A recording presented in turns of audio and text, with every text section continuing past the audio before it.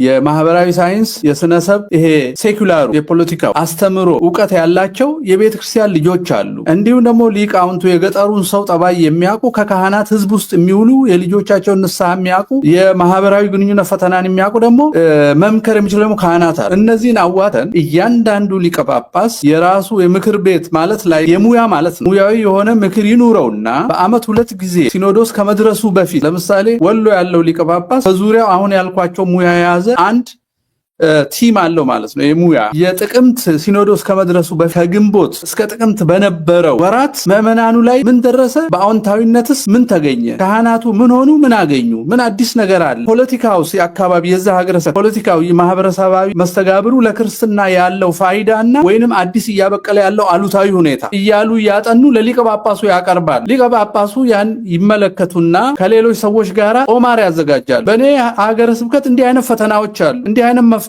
ደግሞ ይኖሩናል፣ ወደፊት እንደዚህ እንፈራለን፣ እንሰጋለን፣ እንዲህም ተስፋ እናደርጋለን የሚል ጦማር ሊቀ ጳጳስ ነው። 60 ጳጳስ ካለ 60 ጦማር አለ። ፓትርያርኩ ደግሞ የ60ም ጦማር አምቆ እና የዓለም አቀፍ እይታ ጨምሮ ለሳቸው የሚሰጥ ደግሞ ቲም አለ። የጳጳሳቱ ሁሉ ርዕስ የሆነው ፓትርያርክ ደግሞ የሁሉንም እና ግሎባሉን ጨምሮ ቤተክርስቲያን ወዴት እየሄደች እንደሆነ የኢትዮጵያን ብቻ ሳይሆን የዓለምን እንኳን ፕሪዲክት አድርጎ ልጆቹን የሚያስጠነቅቅ ጦማር ያወጣል። ይሄ በአመት 2 ጊዜ ሲወጣ መጽሐፍ ይሆናል። በአመቱ መጨረሻ ላይና ልጆቻቸው ይናበባሉ፣ ግራ ይጋብ፣ በሰላማዊ ሰልፍ አይንጫጩ፣ እንደኛ ወጥቶ በሚለፈልፍባቸው ሰዎች አይሳሳት። ኦልሬዲ በጥናት ላይ የተመሰረተ አለ ብለን ይሄም ምክር ሰጠን ደጋግመን 2 ሊቃነ ጳጳሳት እሺ አሉ። 2 አመት ቆይተው ሞከሩና ያው ሁሉን ነገር ምንድነው ትህትና ጉድለት ስላለ እንዲህ ስለሰማን ብቻ ማድረግ ተርምስ ኦፍ ሪፈረንስ ይፈልጋል ምን ይፈልጋልና አንደኛው ሁለቱ ጠየቁን። ይሄን ሐሳብ ለሰጠን ሰው አብረን መልምለን ምናምን ሰጠናቸው። በትነው ጠፍ ቅያሬ ጠይቀው ወደ አሜሪካ ሄዳ አንደኛው ምክንያቱም ፖዚሽን የመቀያየር እንጂ ለውጥ የማምጣት ጉዳይ አይደለም ማለት ነው። እና አስተዳደርን በዚህ እናሟላ ስትላቸው በቃ ህግ አውጪ ነኝ፣ ህግ ፈጻሚ ነኝ፣ አዋቂ ነኝ፣ አስተዳዳሪ ነኝ፣ ሁሉን ነገር እሺ አድርጉት ሲባል ደግሞ ሰው እያሳረደ ባልታወቁ ሰዎች ብሎ ሪፖርት ባልታወቁ ሰዎች ብሎ ነገር የለም። 8 ዓመት ያልታወቀ ነገር የለም። መንግስት ነው ይሄንን እውነት ተናግሮ ህዝቡን እንደማዳን ባልታወቁ እያሉ ማስተኛት። ዝቋላ እኮ ሐውልት ተሰርቷል ባለፉት ለተገደሉት አባቶች ስለሚያውቁ በሸኔ የተገደሉ ብለው ጽፏል። ሸኔ ራሱ ክሊር አይደለም። እሱን እንኳን ካልፋቃቸው አንመርቅም ያሉ ጳጳሳት አሉ። የምስራቅ ሸዋውና የሚዲያው አባት ማለት ተመልከቱ። ምንድነው ያለ ነው? አዎ ጫና በስቶብናል። እውነት ተነግረዋል አባቶቻችን። አስፈሪውና አስደንጋጩ ነገር ግን ስልት የሚለውን አደጋ በማያጋጥመን በሚለው መለጠፍ። ይሄ ምክር እኔ ነኝ ለራሴ ከአደጋ መሸሽ አለብን። አባቶች ስለ ሰማዕትነት እዚህ ጋር ገድለ ጊዮርጊስን አስነብበው 12ቱ ሐዋርያት ሮምን እንዴት ድል እንደነሱ ነግረውን ሲያበቁ አዎ እነሱም አደጋ እንዳይደርስባቸው እኮ በምድር ሆነው በምልክት አስተምረዋል። የታወቀ እኮ አደጋ እንዳይደርስ ለመቆየት ለመመናን ለመቆየት ነው። ቅዱስ ጳውሎስ እንዳለ ብቆይማ አገለግልሃለሁ፣ እኔስ መሄዱ ነበር የሚናፍቀኝ፣ ግን እዚህ መቆየት ለእናንተ ነው የሚጠቅመው ብሎ አዎ መቆየቱን በአጥር ላይም በገመድ ወርዶ አሳይቶናል። አዎ አደጋ ሆነ ተብሎ አይጠራም፣ ዝም ብሎም አይጋፈጥም። ልክ ነው። ግን ፓትርያርኩ ስለ ሰማዕትነት ነበር ሊነግሩን። ብዙ ሚሊዮኖች ነን እኛ ሚሊዮኖች። ይሄንም በመዋቅር የመጣብንን ጥቃት በመዋቅርና በህዝብ ንቅናቄ እንዴት እንደምንመልስ እምቢ ማለት ለምሳሌ ጦርነት እኮ አይደለም። ለዚህ ለሚያርድህ መንግስት ብለህ ሪኮግናይዝ አታርገው ማለትም እኮ አንድ ትልቅ እርምጃ። በቃ ሪኮግናይዝ አስገድዶ እኔ ሊያስረኝ ይችላል፣ ግብር ያስከፍለኛል፣ የታወቀ ነው። ግን አስገድዶኝ ነው። ቢያንስ ቤተክርስቲያን ሪኮግናይዝ አላረገች። አሁን እኮ ባንዳው አላዩ አንዳንዱ አስገዳዩን ከኦርቶዶክስ ነው የሚመነጨው። ለምን ጋይድላይን አልሰጠነው? ከቤተክርስቲያን ይልቅ የሚያዳምጠው ካድሬውን ነው። የቤተክርስቲያን ሚና የነበረው ካድሬው የገዳይ ስርዓት ሰራተኛ ስለሆነ እኔን ስማኝ፣ በእኔ መሰረት ይህ መንግስትህ አይደለም፣ አጥፊህ ነው። እስከዛ ነው መሄድ የነበረ። አንዱ ይሄም መሽሎክሎክ የሚያሳይ ንግግር ጥሩ አልመሰለኝ። ሁለተኛው አባቶች እንደ ፈቃዳቸው እንዳይንቀሳቀሱ የሚለው ካልተመቻቸልን አንንቀሳቀስም ነው ምንድን ነው አንዱ ጥያቄ የሚያመጣው። ሁለተኛ እንደና አቡነ ሩፋኤል ስማቸው መጥራት ስላለብኝ የዛሬ 2 ዓመት በነበረው ጠቅላላ ጉባኤ ላይ ሽመልስ አብዲሳን አመስግኑልኝ ብለው ወለጋ ያለውን እልቂት ምስጋና አድርገው አቅርበው ነበር። እንደፈለጉ ተንቀሳቅሰዋል። ለምን? ከገዳይ ጋር ስለተስማሙ። ጠፉ ብለን እኛ በሶሻል ሚዲያ ስንጮህ ኦነግ ሰራዊት ጋር ቆይተው ተመልሰዋል። ልጆቼን አስተምሬ አይነኩኝም ሰሙኝ ብሎ ተመልሰዋል። ገዳዮቹ ጋር ቆይተው ማለት እኛ ጠፉብን አባታችን ብለን የጮህነውን ሌሎቹ ወቅሰውናል። በዘርና በጎሳ መጥተው እንዴት ነው መንቀሳቀስ? በፈቃድ ነው? በአመቺነት ነው? ልጆች አባ ቅድም እንዳሉት አንድ ልጅ ቢጎዳ መምህሩ እንደሚሄደው አባት ልጆቹ ጋር ባይመችም ቢመችም መሄድ አለበት። የምንኩስና ሚስጥሩ እሱ አይደለ እንዴ? 5 ዓመት ሀገረ ስብከቱ ሄዶ የማያውቅ አባት ስራ ክፍት ስራ ቦታ ነው የሚፈልግላቸው እዛ ሄዶ መስራት ስላልቻሉ ማለት። አሁን ሰው መስራት አይደለም ኢንከም ነው የገቢ ጉዳይ ነው ይሄ ነው። ስለዚህ ልጆቻቸውን የመጠበቅ ከፍተኛ ችግር ውስጥ ነው የገቡ። የልጆቻቸውን አቅም መጠቀም ፈቃድ የለም። ሁለት ነገሮችን በትእዛዝ ላይ ያደርጉ ይፈልጋል። መታመንና መከበር። ሁለቱ በትእዛዝ አይገኙ። ሁለቱ መታመን የሚገኘው ታምነህ ስትገኝ ብቻ ነው። ራስህን የምታገኘው ጠይቀህ አትወስድም፣ ሰርተህ ታገኘዋል። መከበርም የሚያስከብር ስራ ሰርተህ ነው የምታገኘው። ስለ ነፍሱ የሚጨንቅ ማንኛውም ምዕመን የመንግስት ሰማያት መግቢያ መክፈቻ ቁልፍ የያዘውን ካህን የሚያከብረው ለህይወቱ ሲል ይሄ በልመና አይደለም የሚወስድ እንዲነግዱበትም አይደለም። ሲሞናዊነቱ እኮ የተንሰራፋው ወደ ስራ ስለተቀየረ ነው። በመኳንንት ተደግፎ ስልጣን መያዝ እኮ የተንሰራፋው ስራ ስለሆነ ኢንከም ነው። ስለዚህ መኳንንቱ ከሾሟቸው በገንዘብ ከገዙ ገንዘቡ ያክብራቸው፣ መኮንኑ ያክብራቸው። እኔ የማከብረው ክርስቶስ የሾማቸውን ነው። መመን የሚያከብረው ክርስቶስ የሾማቸውን ነው። ስለ ነፍሱ ነው።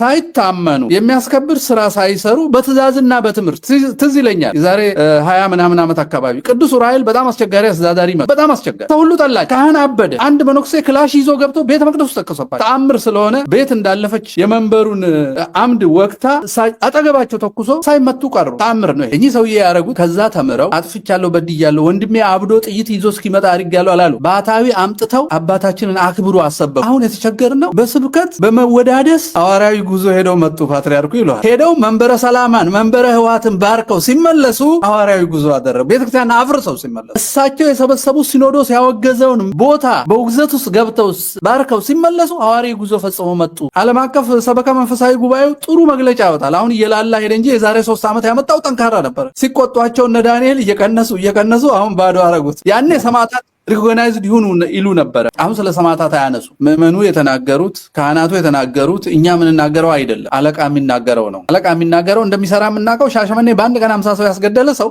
ኢሚዲየትሊ ብፁዕ ሆኖ ኃላፊ ሆኖ መሳዮቹን እንዲመርጥ ኮሚቴ ሊቀመንበር ይሆናል። ብፁዕ የምትለው ቃል አቢውዝድ ሆነች ማለት ነው። ከአሁን በኋላ ብፁዕ የሚለውን ቃል ሰምቶ የሚደነግጥ ሰው የለም። ብፁዕ ማን እንደሆነ በተግባር ስሙ ስለተበላሸ ያ ይሁዳ የሚለው ስም ይዘቱ ሳይሆን ስራው እንዳበላሸው ብፁዕ የሚለው ስም ገዳይም ለካ ብፁዕ ይባላል፣ ዘረኛም ለካ ብፁዕ ይባላል፣ አምጾ ሲኖዶስ በሰፈር ለመፍጠር የሚሞክርም ለካ ብፁዕ ይባላል። ስለዚህ ብፁዕ ምንድን ነው የሚል ማምጣት ወጣቶችም የተመለከቱ ሰዎችም ለዚህ ስም ለዚህ ቦታ ለዚህ ትርጓሜ ክብር እንዳይሰጡ በተግባር ስለተበላሸ ያደርጋቸዋል። ይሄ ምዕመናንን መግደል ነው፣ ነፍሳትን ማጥፋት ነው። በጥይት ከሚገሉን የበለጠ በዚህ መንገድ የሚፈጁት ይበልጣል።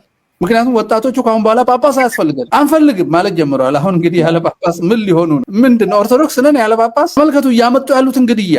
ከስጋ የበለጠ የነፍስ ግድያ የሚመጣው ከራሳችን ቤት። ጳጳስ አያስፈልገኝም ብሎ ሰው ከተንቀሳቀሰ አደጋውን ማየት እንችላለን። ክህነትን ነው እየተቃወመ ያለው ማለት መለየት አለብን። ሰዎቹ የሚያደርጉትን ስራና ክህነታችንን መለየት አለብን። በክህነት ስም ደግሞ አክብሩኝ ብሎ ማጭበርበርን ደግሞ መለየትና መቃወም አለ። ድንበሩ እየተምታታብን ነው። አሁን አንዱን ሰው ደፋርና ተሳዳቢ የምንለው ድንበሩ ስለሚያስቸግር ነው። ሰው ላይ ነው ያረፈው ክህነቱ። ሰውየውን ሳላከብረው የማይታየውን የክህነት ስልጣን ማክበራል። ሰውየውን ሳከብረው ደግሞ ብፁዕ ነኝ ብሎ ሲገለኝ ሳየው ሰውየውን እቆጣለሁ ብዬ ክህነቱን ደግሞ ያዋረድኩ ይሆንብኛል።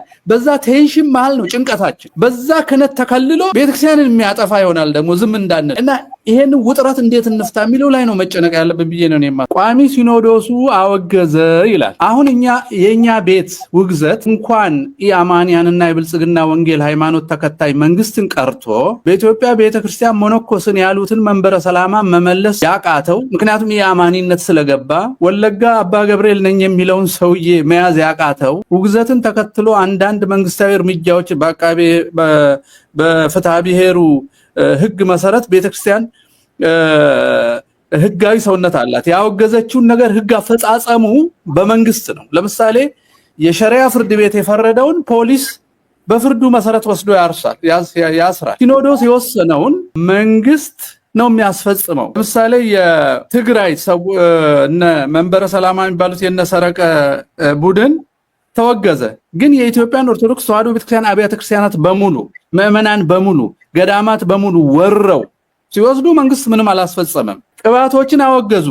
የኢትዮጵያን ኦርቶዶክስ ተዋሕዶ ቤተክርስቲያንን ልብስ፣ ህዝብ፣ ገዳም ወስደው መንግስት ምንም አላደረገም። ስለዚህ መንግስት እንዳለበት የሚታወቀው የኦርቶዶክስ ቤተክርስቲያን አባቶች ያወገዙትን እንዳልሰማ ተወጋጆቹ እንዲቀጥሉ ነው የሚያደርገው መንግስት። ሴኩላር ቋንቋ ነው፣ ሴኩላሮች ናቸው እናወግዛለን ይላሉ ከኛ ወስደው ከክርስትና ወስደው ማሰር እኮ ነው ነገርየው ስለ እስር ስለመፈታት የማያውቀውን የሚያርደውን አውግዣለሁ ሳይሆን ባለው ዓለም አቀፍ ሀገር አቀፍ ህግ ነው ቋንቋው መሆን የነበረበት በዚህ ጊዜ ለፍርድ ቀርበው እስከዚህ ጊዜ የተጎዱት ተከሰው ካላየን ሚሊዮኖች ልጆቻችንን ጥሪ አድርገን ራሳችንን የምንከላከልበትን ሁኔታ እንፈጥራለን ነበር መዝጊያው መሆን የነበረበት አክሽን የሌለው ተከታይ እርምጃ የሌለው ሽባ የሆነ የምዕራባውያን የፖለቲካ ሰዎች we are concerned እንደሚሉት ሰው ያለቀ ደስ ይያላቸው ግን እንዳይታሙ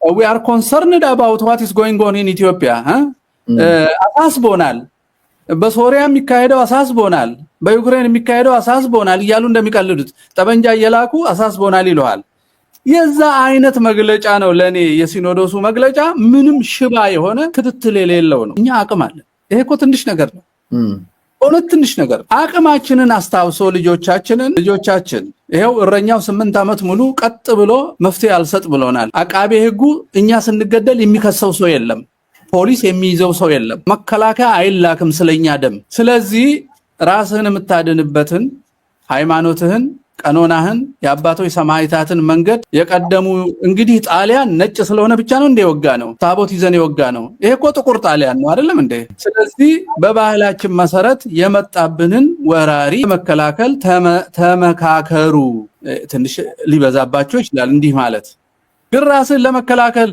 ተመካከር ከሌላውም እምነትና ባህል ጋራም ተግባባ አካባቢ ያለውን አጥፊ ለይተ መረጃ አምጣልኝ ማለት ነበረበት አሁን እኮ የምስራቅ አርሲ ሀገረ ስብከት እንደነገረን ይላል እንጂ ስትራክቸሩ መረጃ ሰብስቦ የራሱ አድርጎ አይደለም ሪፖርት ያደረገ ያለው እና ይህ መንግስት የማይጠብቀን ከሆነ መንግስታችን አይደለም አጥፊያችን ነው ወደሚል ወስዶ ሰው እንዲዘጋጅ ማድረግ ነው እኔ ከአባቶች የሚጠብቅ እረኝነት ይሄ ነው የሚመስለኝ እንጂ ያረሳሱ አሁን በጥቅምት ወሮና አይደለ ታያለ በሚቀጥለው ወር ሌላ ያርዳሉ እነሱ ያረሳሱ ሰውን ለሞት አሰልፎ ማቆየት ተገዳዮቹ የመተባበር ያህል አስከፊ የሆነ ጥቃት ነው ራሱ ብዬ ነው እኔ የማስበውና ያለንን ሀብት አልተጠቀምንበትም የሰው ሀብት የታሪክ ሀብት የእውነት ሀብት የህግ የዓለም አቀፍ ህግ ሊሆን ይችላል አንዱንም አልተጠቀምንበትም ለዓለምም ጥሪ አላደረገ ህሊና ለሌለው ሰው ሃይማኖት ለሌለው ሰው ውግዘት ዋጋ የለውም ህሊና የሌለው ሰው ያርዳል የሚያርድበትን እጁ መያዝ ብቻ ነው ያለው አማራጭ ማረጃውን ከእጁ መቀማት ነው ያለው አማራጭ ያ ጉልበት ደግሞ ምዕመናን ዘንድ ነው ያለው ልኮ የሚያሳርደውን ታወግዝና ልጆችን ታዘጋጃለህ አባ እንዳሉትም ጠንከር ያለ መልእክት ሲሆን ሰውን የሚያነቃንቅ ሲሆን ሰውን የሚያስተባብር ሲሆን ጣላቶች ይፈራሉ ባይፈሩ ደግሞ የእጃቸው ያገኛሉ እጅ መዘርጋት ይከለከላሉ እጃቸው ይያዛል ስለታቸው ይቀማል ይሄን የሚል የለም መግለጫ ጸሎተ ፍታትም አልታዘዘም አልሰማው መግለጫ ውስጥ አሁን አረርቲ ህንጻ ላይ ያለ ድጋፍ ሲወድቅ ሰው አለቀ ደቡብ ኢትዮጵያ አንድ የሆነ ወረዳ ላይ የመሬት መንሸራረት ባለፈው ክረምት ሰው አለቀ ከዚግት የሚመለሱ ምዕመናን አውቶቡስ ተገልብጦ ሰው አለቀ ፖስቱንም መንግስት መጀመሪያ መግለጫ ሲያወጣ ጠብቀው እነሱ መግለጫ አውጥተው ለሶስቱም ሀዘን ተቀመጡ መንግስት ስለሚገለው ግን ሀዘን መቀመጥም ፍታት መፍታትም መግለጫ መስጠትም ከብዶታል የኛ አረኝ መንግስትን ተከትሎ ነው ለሰው እንኳን የሚያዝ ነው መንግስት ሲፈቅድ ነው የሚያዝ ነው ለዚህ ነው በድሮን የሚያልቁትንም የማይናገረው የሚጨፈጨፉትንም